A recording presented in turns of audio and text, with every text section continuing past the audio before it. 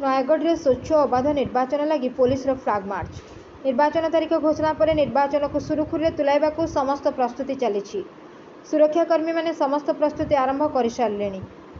आज नयगढ़ एसपी राहुल चंद निर्देश क्रमे टाउन थाना पुलिस सहर और आखपाख गाँ मध्य दुर्गा प्रसाद ठारू आरंभ कर सिंदुरिया देउलपल्ली मुख्य छक दे चंडीबस्ती गाँ अंचल पुलिस फ्लैग मार्च करथिबा सूचना मिली। नयगढ़ ट्रैफिक छक निकट में सरी जाइछि। आगामी निर्वाचन किभली शांतिपूर्ण भाव में समापन होब से नहीं पुलिस पक्षर व्यापक सुरक्षा व्यवस्था करा जायतिबा कथा SDPO कहिसंती।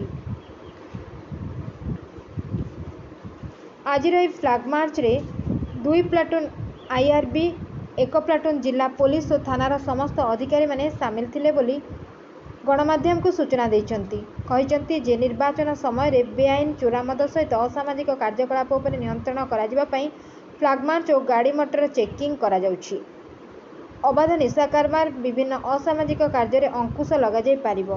Bureau report 51 news agency.